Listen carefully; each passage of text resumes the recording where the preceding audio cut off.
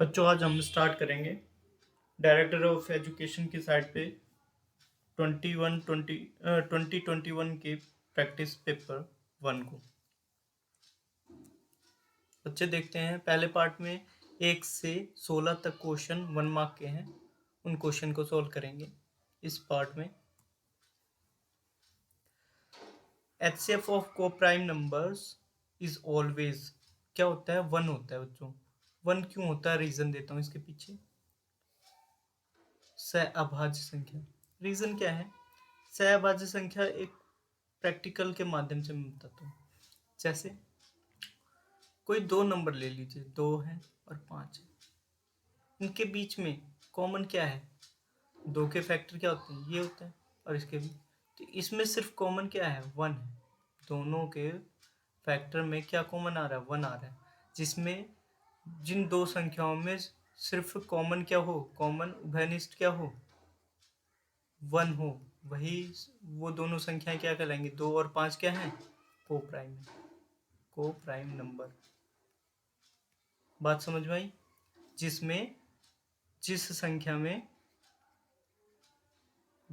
जिन दो संख्याओं में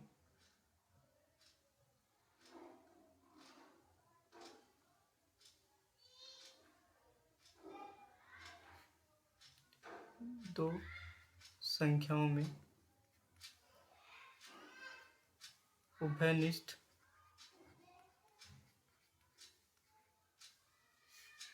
गुणनखंड 1 हो, वह सहअभाज्य संख्या कहलाती है। सहअभाज्य संख्या को प्राइम नंबर कहलाती है।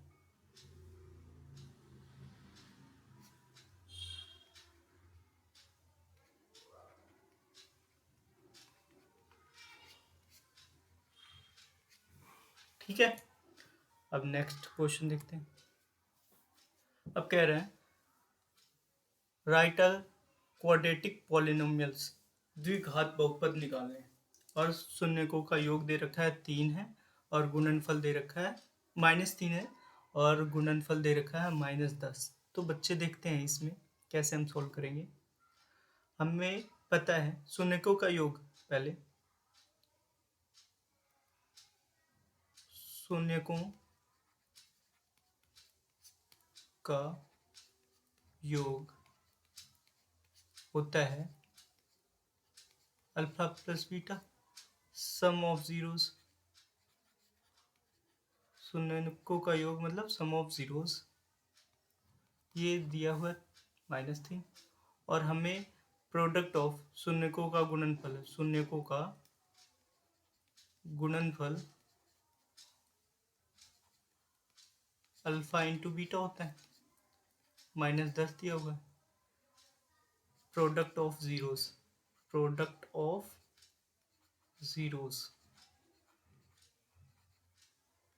-10। मैं आपको एक फॉर्मूला बताता हूँ क्वाड्रेटिक इक्वेशन बनाने का। Let me change the colour.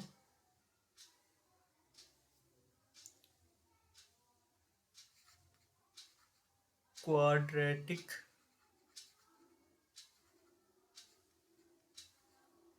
Polynomial बनाना है, द्विघात बहुपद बनाना है, तो हमारे पास फॉर्मूला क्या होता है? x² minus alpha plus beta x alpha into beta. अब जैसे जैसे वैल्यू दे रखी है, अल्फा प्लस बीटा क्या दे रखा है? ये दे रखा है x² की जगह x², alpha plus beta -3x, और यहाँ पे क्या है? ये क्या है? अल्फा इंटू बीटा क्या दे रखा है? -10। अब ब्रैकेट खोलेंगे, यहाँ प्लस हो जाएगा 3 minus into minus plus -10। Okay, अब आ जाते हैं नेक्स्ट पार्ट पे। अब क्या कह रहे हैं?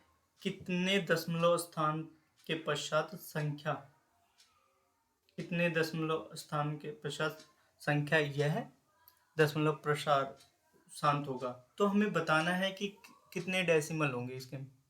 हाउ मैनी डेसिमल प्लेसेस, कितने डेसिमल प्लेसेस होंगी। तो देखते हैं 47 अपॉन में 2 की पावर 3 5 की पावर 2। अब हमें इसी फॉर्म में लिखाना है, इक्वल करना है। तो अब मैं दोनों साइड में कर देता हूँ। यहाँ पावर कितनी है, 3 है, यहाँ 2 है। तो मुझे इक्वल पावर करने के लिए किसकी कमी है, 5 1 की। तो ये पावर ऐड हो जाएगा, 3 3 हो जाएंगे सेम पावर करने के लिए।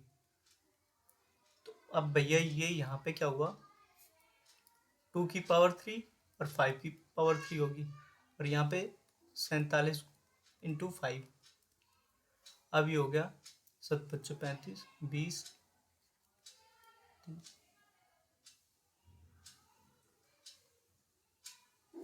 अब देखो भाई, यहाँ पे 10 हो जाएगी, 10 की power 3।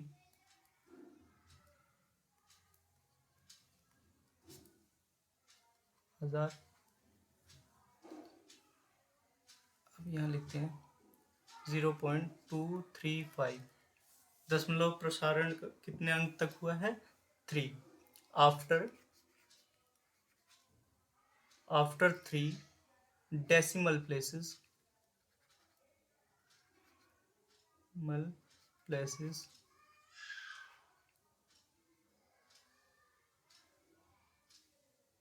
after 3 decimal places decimal expression terminated, it will be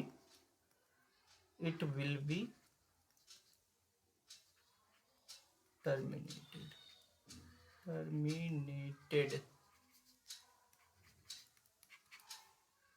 okay, next.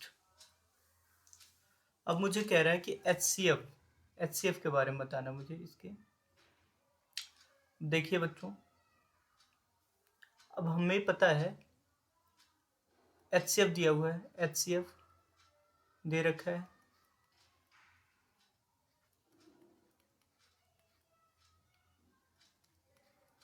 LCM दे रखा है कि नहीं दिया हुआ, नहीं दिया हुआ है। हमें LCM ही निकालना है।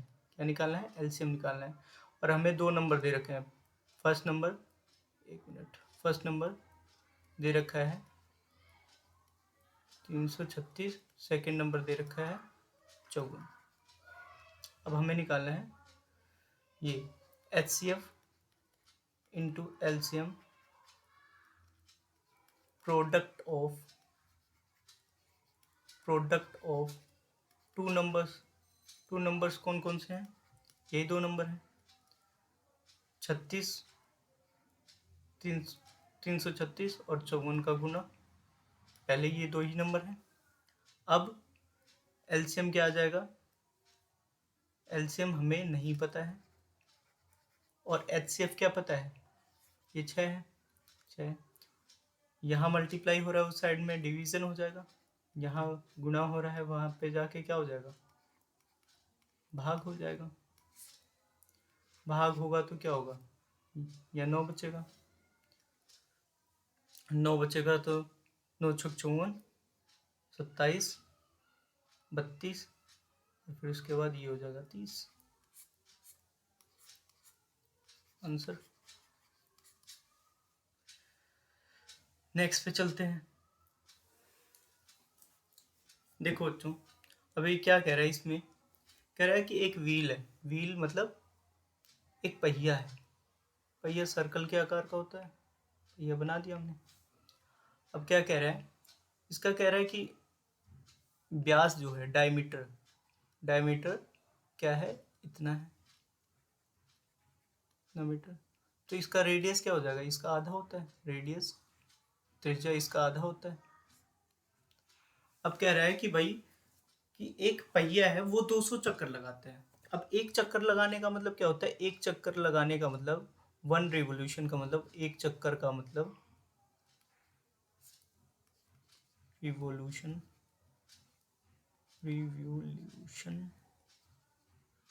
मीन्स होता है 2πr, उसका सरकमफेरेंस होता है,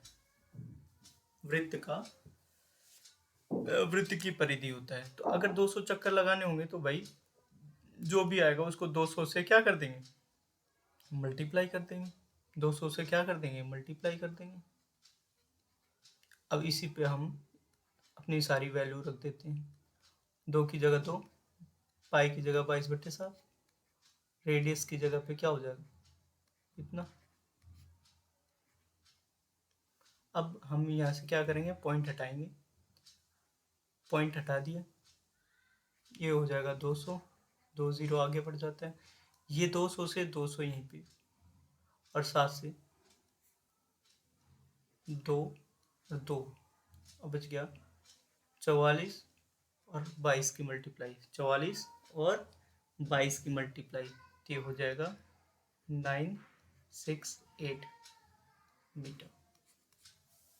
अंडरस्टैंड, समझ में आया भाई। पहिया दिया हुआ था, पहिए का व्यास दे रखा था, हमने रेडियस निकाला। एक चक्कर बराबर क्या होता है, वृत्त का या पहिए की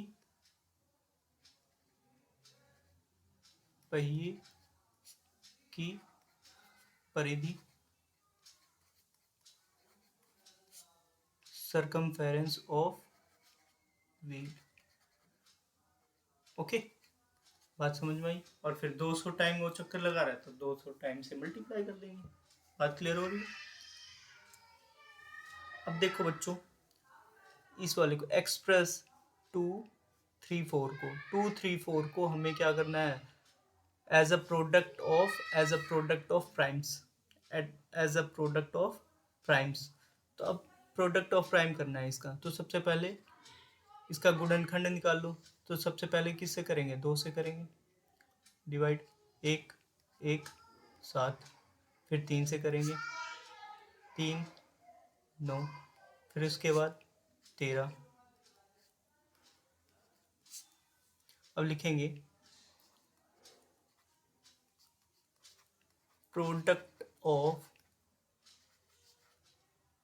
प्राइम्स 2 इंटू 3 इंटू 3 इंटू 13, इसको लिख सकते हैं 2 इंटू 3 की पावर 2 इंटू 13। Okay, next. अब देखो बच्चों, एक क्वाड्रेंट दे रखा है, find the area of quadrant of circle with radius foot. अब देखो भाई, एक क्वाड्रेंट है, एक सर्कल है, और क्वाड्रेंट क्या होता है, उसका एक चौथाई। क्वाड्रेंट मीन्स एक चौथाई, क्वाड्रेंट मीन्स एक चौथाई, ये वाला हिस्सा।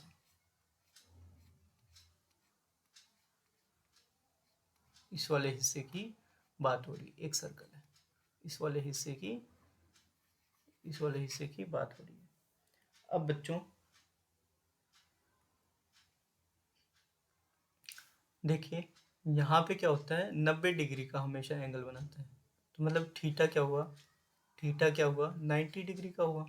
और हमें पता है रेडियस कितना है, रेडियस क्या दे रखा है, 14 सेंटीमीटर, 14 सेंटीमीटर। ठीक है, तो अब मुझे निकालना है एरिया ऑफ क्वाड्रेंट, तो हम निकालते हैं area of a quadrant of a circle. तो व्हाट क्या होगा इसका, थीटा। एरिया निकालने के लिए क्या करते हैं, सर्कल का एरिया का क्या फॉर्मूला होता है, पाई आर स्क्वायर, तो हम पाई आर स्क्वायर लिखेंगे। ठीक है, अब यहाँ पे वैल्यू पुट करना शुरू कर देते हैं। देखो बच्चों, यहाँ पे हो गया 90, यहाँ पे 360, यहाँ पे 22/7, यहाँ पे 14 इंटू 14। अब भैया यहाँ से 0 0 गया, 4 आ गया, 4 से ये 7 7 में कन्वर्ट कर दिया, 7 से ये गया।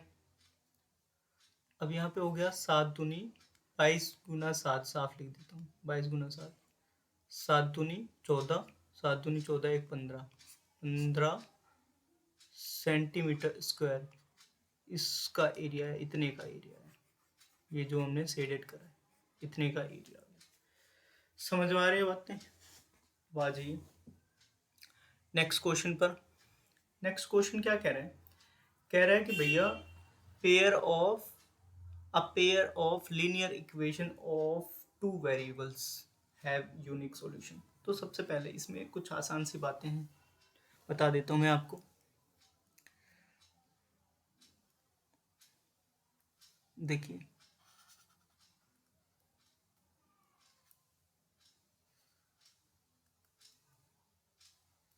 दो लाइनें जब ये क्रॉस कर रही हैं, ये क्या कहलाएंगी, प्रतिच्छेदी रेखाएं, क्योंकि एक दूसरे को काट रही हैं। ये लाइनें क्या कहलाएंगी, प्रतिच्छेदी रेखाएं। ये दोनों लाइनें प्रतिच्छेदी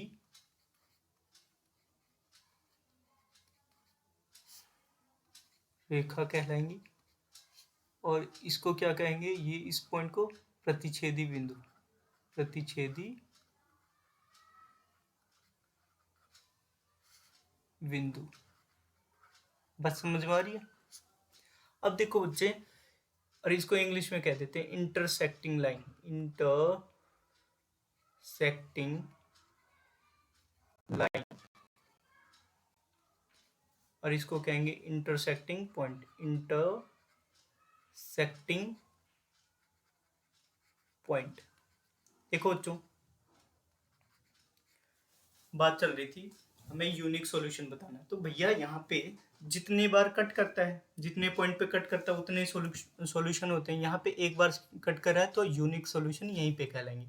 अब इसको तथ्यों के हिसाब से कैसे लिख सकते हैं भाई, जब a1 अपॉन में a2 does not equals to b1 upon में b2 होता है, तो ये लाइन किसको रिप्रेजेंट करती है, इंटरसेक्टिंग लाइन, इंटरसेक्टिंग लाइन, प्रतिच्छेदी रेखा को, इंटरसेक्टिंग लाइन को प्रेजेंट करती है। और इंटरसेक्टिंग लाइन जो होती है वो क्या करती है, यूनिक सॉल्यूशन देती है, यूनिक सॉल्यूशंस देती है। और यूनिक सॉल्यूशन क्या होते हैं, यही क्या कहलाते हैं, इंटरसेक्टिंग लाइन को रिप्रेजेंट करते हैं, यही कहलाते हैं कंसिस्टेंट सॉल्यूशन, कंसिस्टेंट सॉल्यूशन भी कहलाते हैं। ठीक है, बात क्लियर होगी। अपने शब्दों में लिख लेंगे इसको, नहीं तो मैं लिखवा दूं, लिख ही लेंगे, इतना तो है, आपको पता ही होगा। अद्वितीय हल है इंटरसेक्टिंग लाइन। यूनिक सॉल्यूशन का मतलब होता है अद्वितीय हल, जिसके अद्वितीय मतलब एक से ज़्यादा हल ना हो, तो मतलब एक से ज़्यादा एक ही जगह पे टच कर रहे हैं, इस वजह से एक ही सॉल्यूशन। बात क्लियर होगी। अब आ जाते हैं नेक्स्ट क्वेश्चन पर।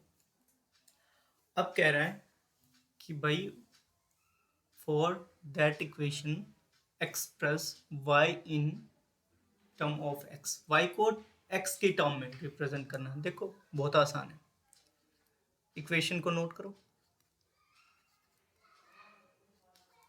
भाई। इसको मैंने यहाँ पे शिफ्ट कर दिया, यहाँ पर नेगेटिव है, इस साइड पॉजिटिव, और इसको यहाँ पे शिफ्ट करूँगा।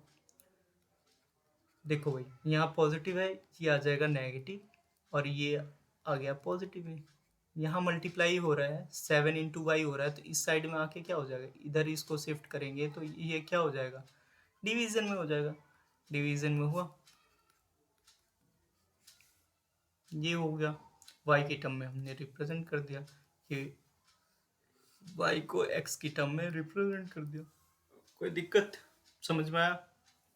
अब आ जाते हैं दूसरे वाले पे, दूसरे वाले क्वेश्चन पे। अब क्या कह रहा है, इसमें थोड़ा सा दिमाग लगा के और आराम से तसल्ली से करवाऊंगा। हर एक चीज़ को बताना है कि on comparing of ratios of coefficient, coefficient के रेशियोज। अब मैं बता देता हूँ कोफिशिएंट क्या होते हैं। जैसे इसके, ये किससे मल्टीप्लाई हो रहा है, एक्स वाला सिर्फ 1 से हो रहा है, वाई वाला किससे हो रहा है, -2 से हो रहा है। तो ऐसे ही इसको कोफिशिएंट करते हैं, मल्टीपल को ही कोफिशिएंट कहते हैं, गुणांक को ही गुणांक जिससे गुणा करते हैं उसी को कहते हैं। बात समझ में आ रही है। तो find out whether the pair of linear equation that and that is consistent और इनकंसिस्टेंट। हमें बताना है गुणांकों के अनुपात की तुलना करके ज्ञात कीजिए कि रैखिक समीकरण युग्म डैट और डैट संगत है और असंगत। हमें संगत और असंगत बताना है कि भाई संगत है कि असंगत है। सबसे पहले हमें लेना है, अब हमें जनरल सा पता है, जनरल हमें पता है लीनियर इक्वेशन की क्या फॉर्म होती है, इस फॉर्म में होती है, दो वेरिएबल की फॉर्म में ऐसे होती है। लेकिन यहाँ पे दो है तो हम वन वन डालेंगे, वन वन वन, तो पहली इक्वेशन जो है उसके बराबर। देखो भाई यहाँ पे a1 क्या हो गया, 1 हो गया, b1 क्या हो गया, -2 हो गया, b1 क्या हो गया, -2 हो गया, c1 क्या हो गया, 0 हो गया। ऐसे ही a2 x, b2 y और c2, क्योंकि हमें दो इक्वेशन मिली है इसलिए 1 2 3 रख रहे हैं। अब देखो 3x plus 4y minus 20, a1 sorry a2 3, b2 4 और c2 -20। मेरे बच्चों ध्यान से देखेंगे कि हमें देखना है रेशियोज, देखना है रेशियो मतलब अपोन में रखना है, इनको बटे में रखना है। a1 अपोन में a2, a1 अपोन में a2, a3 हो गया, 1 अपोन में 3 हो गया, b1 b2, क्या ये दोनों इक्वल हो रहे हैं, -1, ये कट जाएंगे।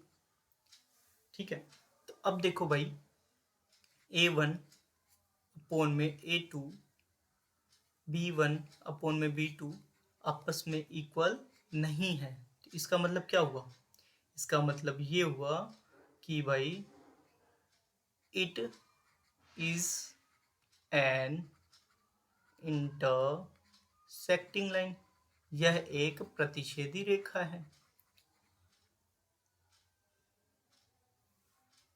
लाइन, यह एक प्रतिच्छेदी रेखा एंड हैविंग, और इसके अद्वितीय हल हैं, unique solution. So it is consistent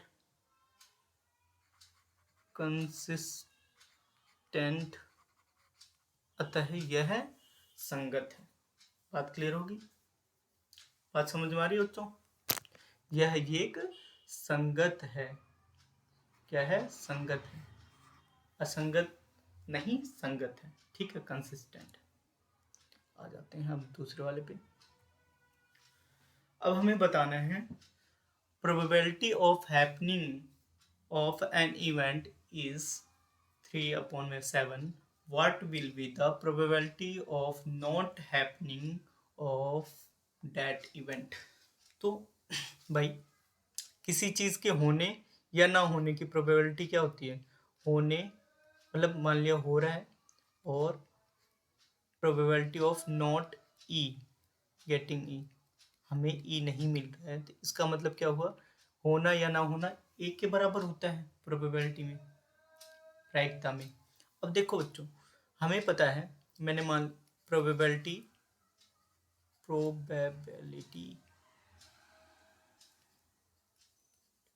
of happening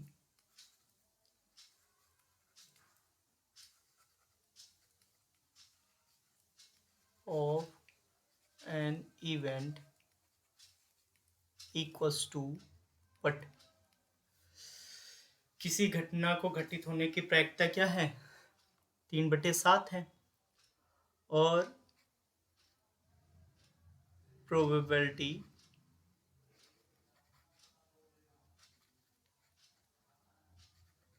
of not happening, wait, not happening erase कर लूँ, not happening of an event, एक से माइनस कर देंगे, यहाँ पे कुछ नहीं है तो 1, 7, 7 माइनस 3, 4/7, ये क्या हुआ 4/7 आंसर। बात क्लियर होगी। किसी चीज के होने या ना होने की प्रायिकता क्या होती है, 1 होती है, उनका योग 1 होता है, तो 3/7 दे रखा था, उसको 1 में से माइनस कर दिया। ठीक है, अगर ऐसे नहीं समझ में आया तो दूसरे तरीके से समझा देता हूँ, वैसे आ ही गया होगा लेकिन लिख देता हूँ मैं थोड़ा सा दूसरे पेन से। मान लो होने की प्रायिकता और ना होने की, इसको डैश से भी रिप्रेजेंट करते हैं, 1 होते हैं, और होने की प्रायिकता कितनी होगी 7, और हमें ये नहीं पता ई, तो पी ई इस साइड में जो यहाँ पॉजिटिव है उस साइड में जाके क्या हो जाएगा नेगेटिव, फिर एलसीएम लिया 7, 3, 7, 4/3। Okay, next. अब भाई अच्छे अच्छे क्वेश्चन आ रहे हैं। A server wants to find out the height of a tower. He measures angle A as 10A equals to 3/4. 3/4. What is the height of tower if A is 40 meter from its base as shown figure? देखो, एक निरीक्षक है, मीनार की ऊंचाई ज्ञात करना चाहता है और उसने tan थीटा की वैल्यू क्या दे रखा है 3/4 दे रखा हुआ है। ठीक है, और आधार से मीनार की दूरी बता रखा है 40 मीटर। अब हमें ये निकालना है, तो अब ध्यान से देखो बच्चे, हमें दिया हुआ tan ए की वैल्यू होती है 3/4 दे रखी है, और हमें पता है ये होता है tan थीटा क्या होता है, tan थीटा होता है P/B, परपेंडिकुलर अपॉन में बेस, और ए के लिए परपेंडिकुलर क्या होगा उसके सामने वाली, मतलब ए के लिए परपेंडिकुलर क्या होगा उसके सामने वाली BC होगा, और बी क्या होगा AB।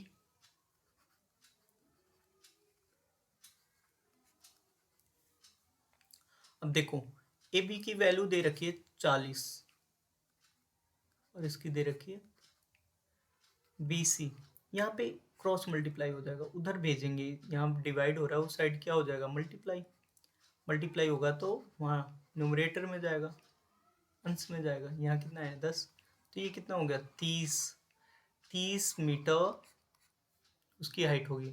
The height of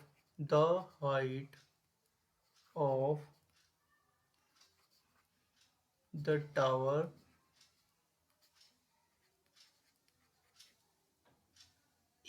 is 30 metre, that's all. Okay, next आ जाते हैं।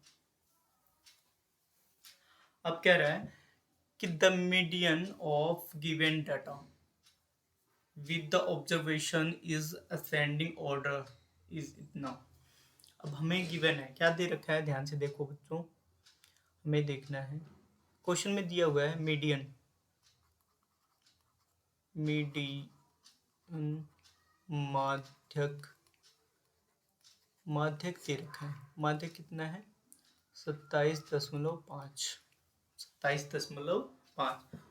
अब देखते हैं, माध्यक दो बातों पर निर्भर करता है, 1 2 3 4 5 6 7 8, कितने हैं 8, मतलब इवन है, इवन और ओड पर निर्भर करता है, उसके फॉर्मूले चेंज होते हैं।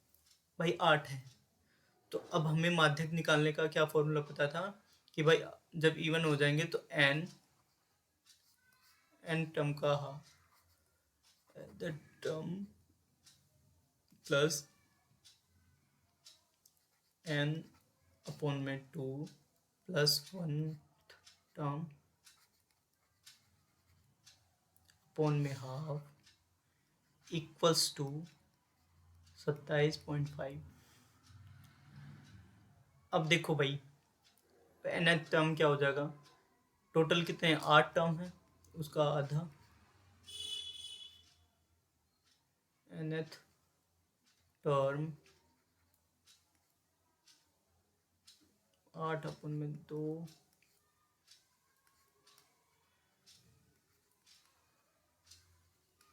यहाँ से जाके क्या हो जाएगा? मल्टीप्लाई हो जाएगा, तो ये हो जाएगा 55।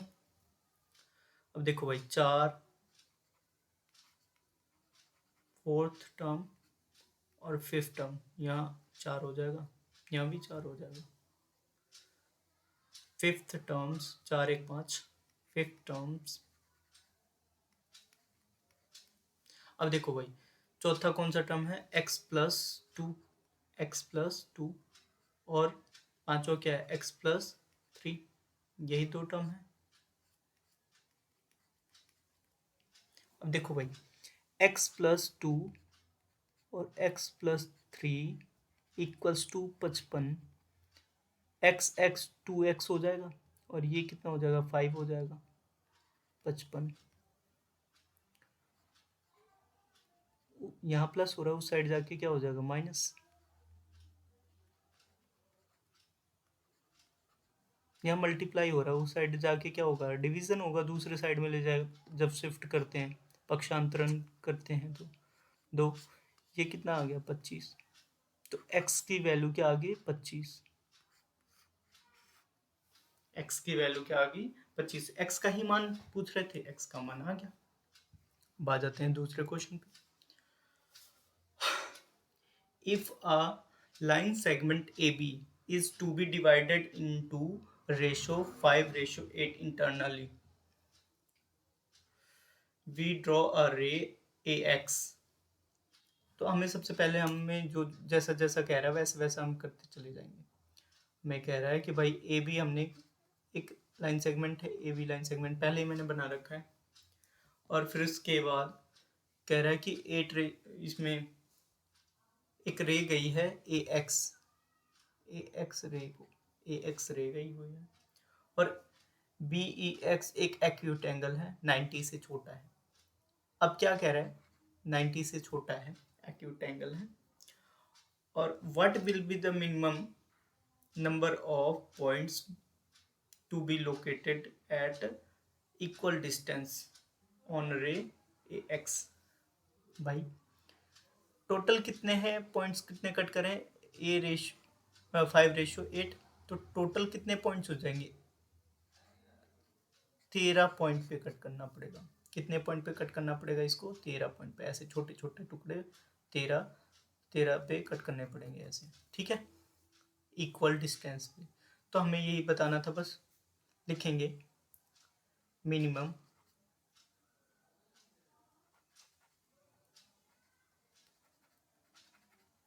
Minimum number of points,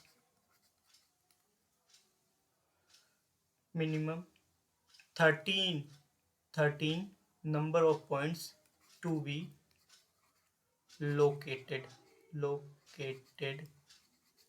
at equal distance on ray ax। Okay, next आ जाते हैं। कितने हैं? 13। ये ध्यान में रखना, यहाँ पे 13 लिखा हुआ है, फिर से क्लियर कर देता हूँ। यहाँ 13 है, 13 पॉइंट है। स्टेट द पाइथागोरस थ्योरम के बारे में। पाइथागोरस थ्योरम क्या कहता है? पाइथागोरस थ्योरम कहता है कि भाई एक राइट एंगल ट्रायंगल है, राइट एंगल ट्रायंगल है,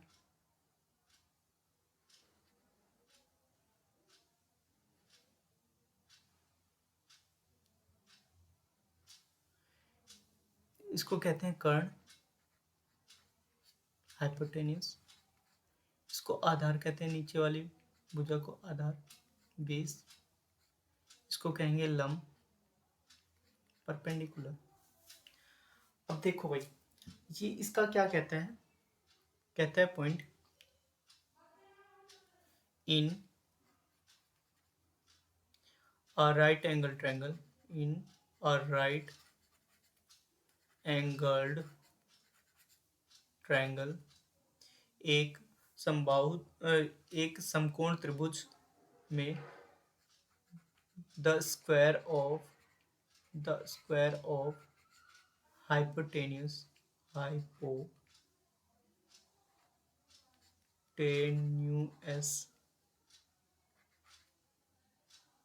is equal to the sum of square of other two sides. Okay अब ये क्या कह रहा है कि एक समकोण त्रिभुज में कर्ण का वर्ग बराबर होता है लंब का स्क्वायर प्लस आधार का स्क्वायर। यही बातें कहता है। क्या कहता है पाइथागोरस थ्योरम? कहता है कि भाई कर्ण का वर्ग कर दो और लंब का v वर्ग कर दो और आधार का v वर्ग कर दो। कर्ण का वर्ग लंब के वर्ग प्लस आधार के वर्ग के बराबर होता है। मतलब ये क्या कहते हैं? हाइपोटेन्यूज का स्क्वायर परपेंडिकुलर का स्क्वायर और बेस का स्क्वायर। हाइपोटेन्यूज का square equals to perpendicular square plus base square. बात क्लियर होगी? आगे बढ़ते हैं। देखो बच्चों, अब इसमें क्या कह रहा है? कह रहा है कि दो if that similar to that, दो ट्रायंगल दे रखे हैं वो सिमिलर है। अब देख लेते हैं भाई, छोटा सा ट्रायंगल दे दिया ए बी सी, ये दोनों सिमिलर हैं आपस में। डी ई एफ, अब देखो भाई डी ई एफ। अब क्या कह रहा है? एंगल ए कितने का है? 45 डिग्री का है। एंगल सी कितने का है? 55 डिग्री का है। अब देखो भाई, as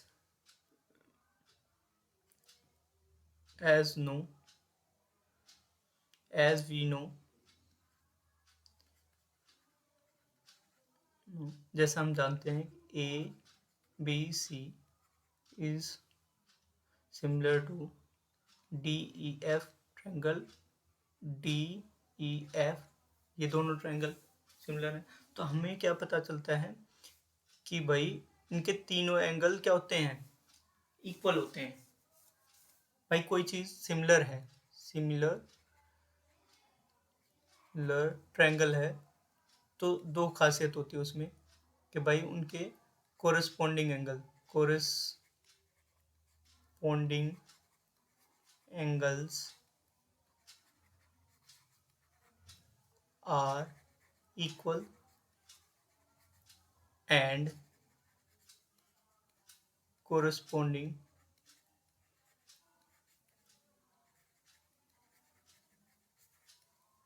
sides are proportional।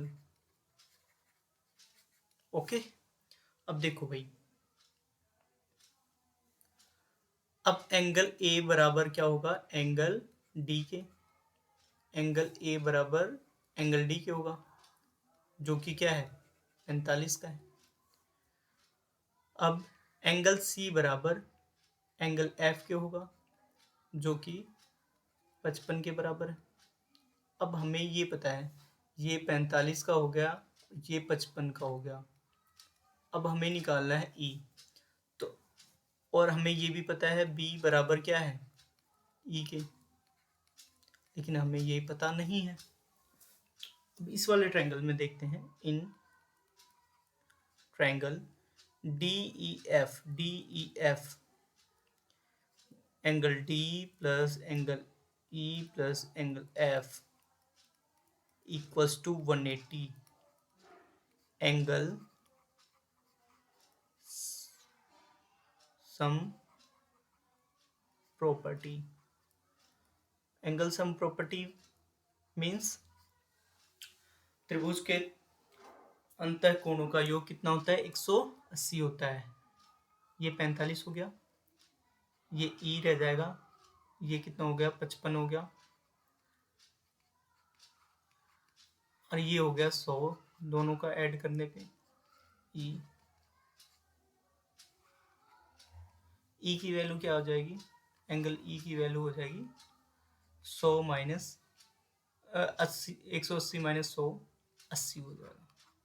ई की वैल्यू क्या आ गई? 80। बात क्लियर होगी? जो एक्स्ट्रा पॉइंट लिखवाता हूँ वो भी आप अपनी कॉपी में नोट करते चलिएगा, ठीक है ना? आगे बढ़ते हैं। देखो बच्चों, अ bag contains 6 red balls and 5 blue ball.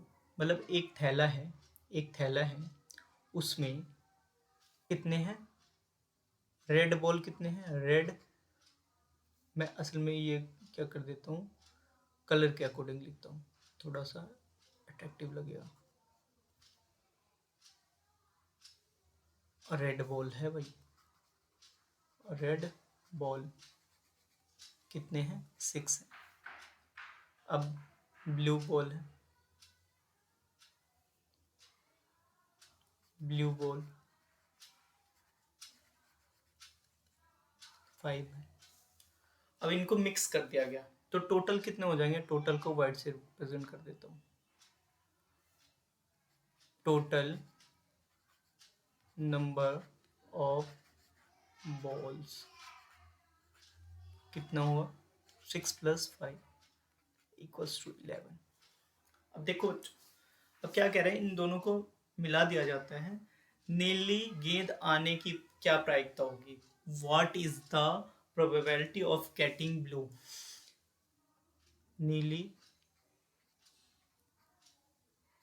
गेंद आने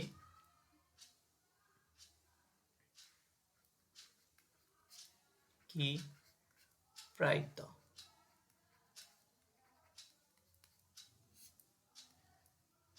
क्या होगी? देखते हैं भाई, टोटल कितने हैं? टोटल कुल कितने होते हैं? 11 है। और कितना फेवरेबल आउटकम्स है? भाई नीली तो 5 ही है, तो हम क्या रख देंगे? 5। तो ये क्या प्रायिकता होगी? वैसे प्रायिकता का फॉर्मूला होता है, ध्यान से लिखिएगा।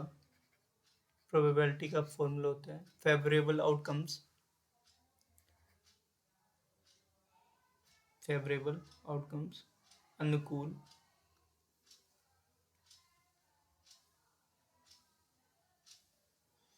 अनुकूल प्रेक्षण बटे में कुल प्रेक्षण। तो कुल प्रेक्षण क्या है?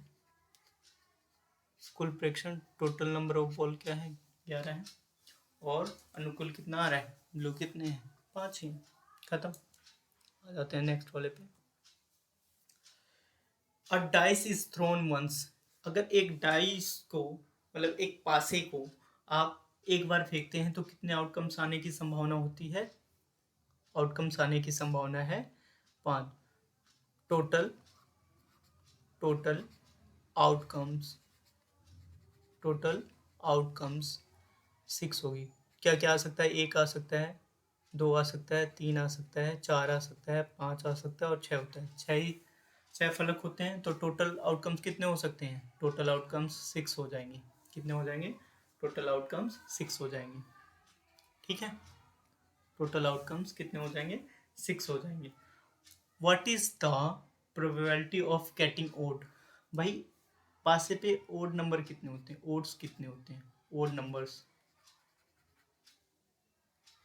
नंबर्स हो जाएंगे, एक तो 1 है, 3 है, 5 है, तो मतलब कितने हुए? 3 हो गए। कितने आएंगे? 3।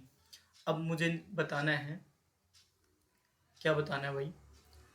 Probability probability of getting an odd number. तो कितने हैं? 3 ओड नंबर हैं इन 6 में, और टोटल कितना है? 6 है। 1/2 कितनी पॉसिबिलिटी है? हाफ पॉसिबिलिटी, आधे आने की पॉसिबिलिटी। अब देखो भाई, अब हमें दिया हुआ है इफ साइन थीटा डैट है देन कोस थीटा क्या होगा। अब हमने एक फॉर्मूला सीखा होगा जब एनसीईआरटी पढ़ रहे थे उसके दौरान में, sine square theta plus cos square theta equals to क्या होता है? 1 होता है। और हमें गिवन क्या है? Sine theta equals to 12/13। तो अब साइन की जगह पे हम क्या लिख देंगे? 12/13 इसका square plus cos square theta 1। अब ये कितना हो जाएगा? 144 इसका स्क्वायर हुआ, और इसका 169 कोस थीटा 1। इधर पॉजिटिव है, उस साइड जाके क्या हो जाएगा? नेगेटिव।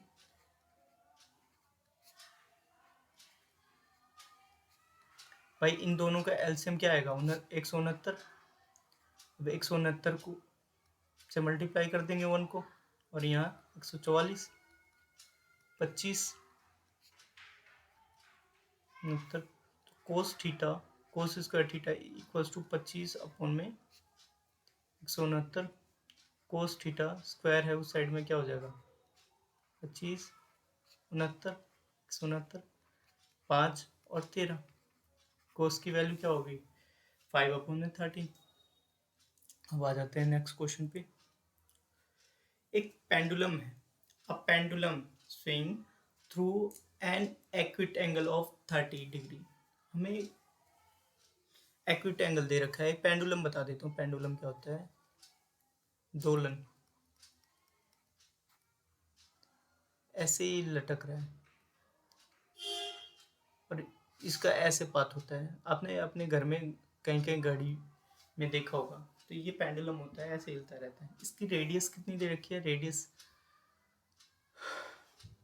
रेडियस दे रखी है,